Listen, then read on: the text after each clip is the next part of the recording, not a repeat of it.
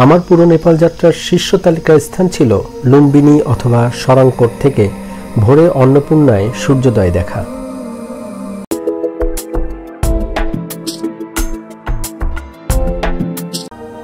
সেই আকাঙ্ক্ষা আর কল্পনার মিশ্রণ অদ্ভুত অনুভূতি পূরণ করতে পোখরা শহরের হোটেল থেকে সরাংকোটের জন্য ভোর 4টায় যাত্রা শুরু করি। চারদিকে শুনশান আর বরফ শীতল পরিবেশ।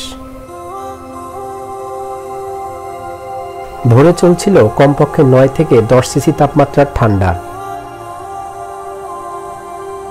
হাড় কাঁপুনি ঠান্ডাতে কাঁপতে কাঁপতে আঁকাবাঁকা পাহাড়ি রাস্তার উপর দিকে নিয়ে চলছিল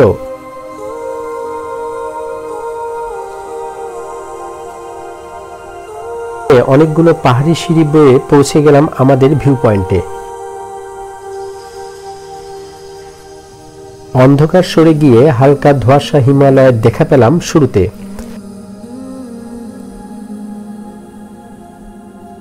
কিছুটা কুয়াশা, মেঘের সাদা ও নীলাভ সাদা অনেকগুলো রঙের দেখা মিলল অল্প সময়ের ব্যবধানে।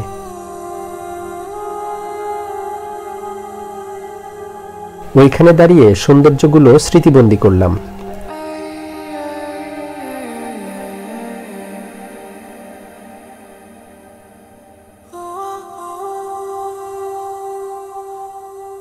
সেদিনের আবহাওয়া ছিল সম্পূর্ণ পরিষ্কার।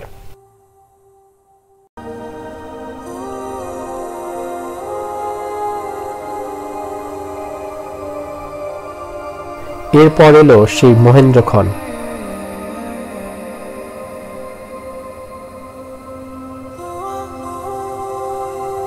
এক পাহাড়ের নিচে সূর্যমামা যখন আবির্ভূত, তখন তার আগমনের বার্তা পেলাম বিপরীতের দিকে আরেক পাহাড়ের চূড়ায়।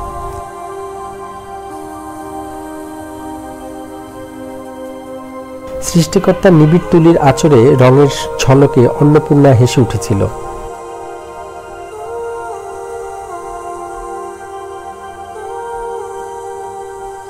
সূর্যের বর্ণিল আলোয় শৃঙ্গরাজদের রং বদল খেলায় সকলে নির্বাক দর্শক হয়ে যান।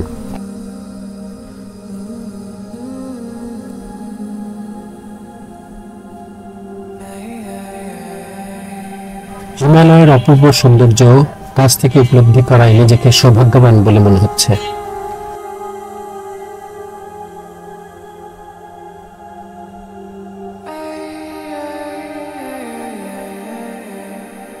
এমন দৃশ্য মোবাইল হাতে নিয়ে ক্যামেরাবন্দি করতে ব্যস্ত আমি সহ সকল দর্শনার্থীরা।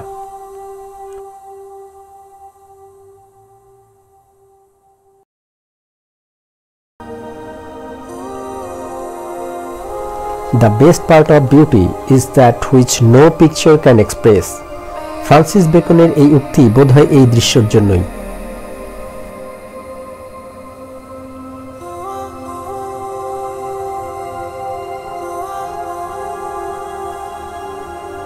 এই পৃথিবীর সকল প্রাণী সুখী হোক। Bye bye.